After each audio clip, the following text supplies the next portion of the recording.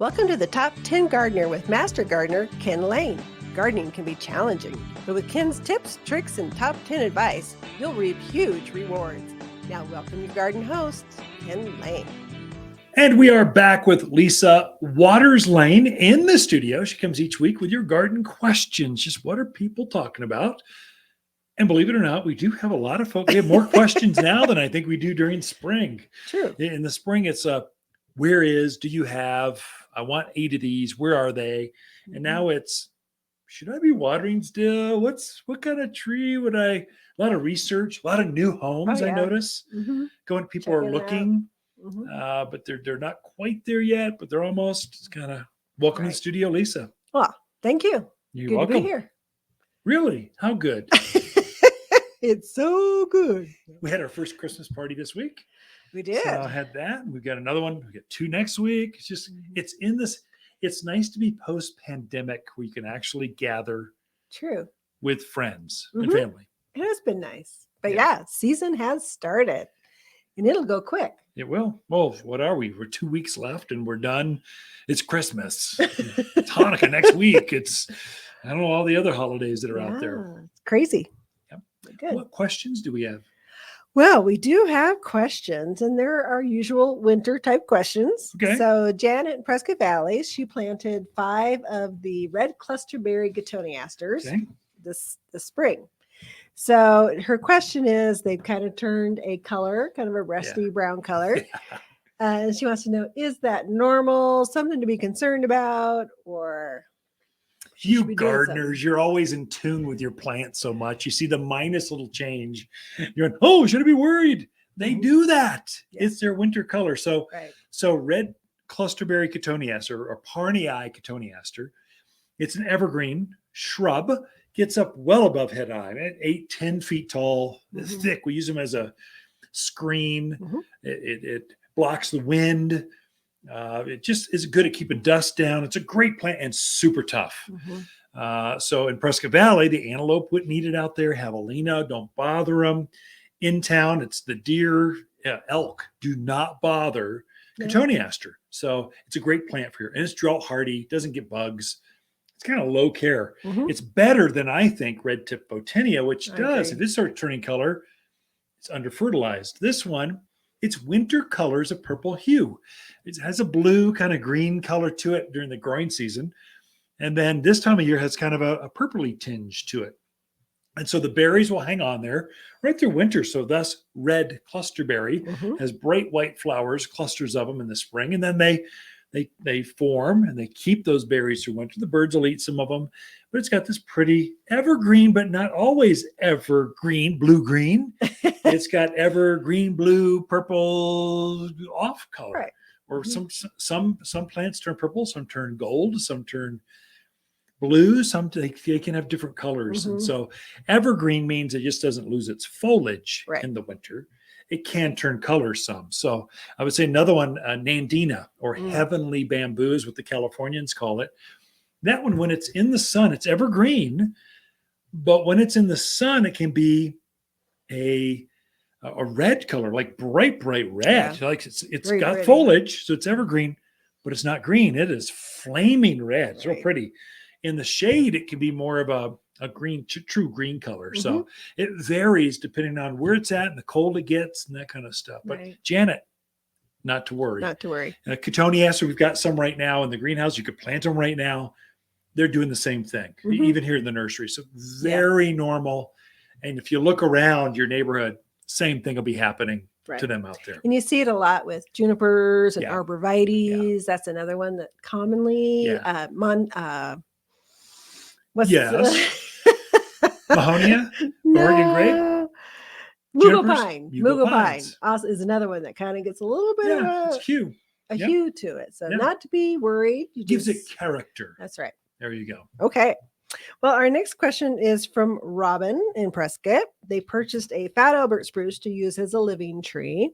But her question is, how long can it stay in the bucket after Christmas? Or do you need to plant it right away, or do you got some time? So if you're going to use a living tree, that is a landscape tree, you're going to bring it indoors and and put presents underneath it. Just enjoy it for a few days there, up to about 7-10 days. Then you kind of want to get it back outdoors. This is an outdoor plant. It likes to be cold. Right. And so take it outside. When you're bringing it outdoors, you transition it a little bit. So you put it next to, let's say, an overhang, a patio, a covered deck, covered driveway, so next to the house, south side of the house. Let it get used to that cold, because you condition it to be at 68, 70 degrees indoors. Right. Now it's got to get used to 22. Right. It can be a bit of a shock. So you let it transition for a few days, maybe a week, until it's outside. And once it gets transitioned, you can keep in the bucket till next summer if you wanted. Right. So really, ideally, if you could plant it before middle of March would be ideal, because it will start to grow into March, April. And if you could have it in the ground and it wakes up for spring and it's already in the ground, that's the best. But don't feel pressured. You don't have to get it in the ground. Water it once a week. Especially in the container. In the container. Yeah. It'll buy you as much time as you need. So not to worry, Robin, you're good to go. Don't feel pressured. Pick a nice day when you're bored and you want to work off all those Christmas bonbons. Go dig a hole and plant it then. Christmas bonbons. Is there even such a thing? My mother made rum balls when I was a kid. Oh my gosh. My mouth just watered thinking about it. It doesn't even sound good. They're delicious. It's an acquired taste. It's acquired taste, sure. Yeah. Our next question is from Peggy in Prescott. She planted a peach tree this summer, followed our directions on our planting guide. Her landscape maintenance guy came by and said, "Oh no, it's not planted right. It's planted too high." Where she planted it even with the soil, and he told her, "No, you should plant that deeper." So her question is, who's right? Yeah. Well, I've got to say, we've been doing this for 30 years. Your dad did it for 30 before you. It's a family business. We have planted literally tens, if not hundreds of thousands of plants. And this is what works in heavy clay soils for the mountains of Arizona. Your landscaper, hire them to cut, trim, prune, adjust irrigation, to sling rock. But don't have them advise you on plants, because they're blithering idiots. They don't know what they're talking about. That's a Phoenix. That's blithering. Okay. It's blithering. That's how you do it down in Phoenix. That's a desert guy. He's come up the hill because he couldn't make it down there. I don't know why. Didn't like the heat. But that's how you do it down there. You don't do that up here, or you will kill them during the monsoon season. So this was a really wet year. And if you'd had that in that divot, dip-de-doo, it would have been overwatered. And pitted fruits are notorious for dying when they get too wet. Right. So that it probably came through and did better for you because you planted on a very slight mound. So plants here, you plant at grade or a little tiny, to like 2-3 inches above, and have it kind of feather out.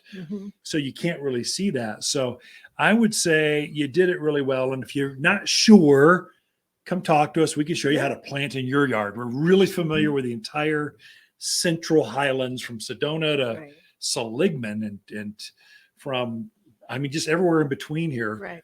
We can show you. We're really familiar with the dirt and how to grow things. You can always take a picture of how it's planted and come in and talk to us. And like you said, picture's worth 1,000 words, and we can definitely help people get it correct. But you're right. They come from different places, and they're not always in tune with what works best here. Right. I would call it not very smart, but okay, that could be not into. You're much more diplomatic than I am. Sometimes the mow and blow guys aren't the sharpest, but they're always learning. So they're, it's how you learn things. So, but if the plant looks healthy, Peggy, stop listening. Just keep fertilizing it, loving on it, and enjoy the peaches that are to come. Hopefully we get next fruit spring. this year. That would be nice, wouldn't it? All right, we are out of time, Babe. So back, Ken and Lisa Lain, the Mountain Gardeners. Be right back right after this. Look, if your wife, mom, or dad wants an ugly sweater for Christmas, get them a sweater, not some piece of plastic. But if someone you truly care about loves their garden, a gift card to Waters makes perfect sense.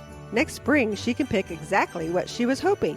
We all know it's not the same as a huge flower basket or fragrant rose, but hey, it's winter. Gardeners understand. Waters online gift cards are found at top10plants.com or at Waters Garden Center. in Prescott. You're listening to Garden Master Ken Lain, owner of Waters Garden Center in Prescott. Join his daily podcast for timely garden advice seasonally right for the gardens. Ken can be found throughout the week at Waters Garden Center in Prescott or through his website at top10gardener.com.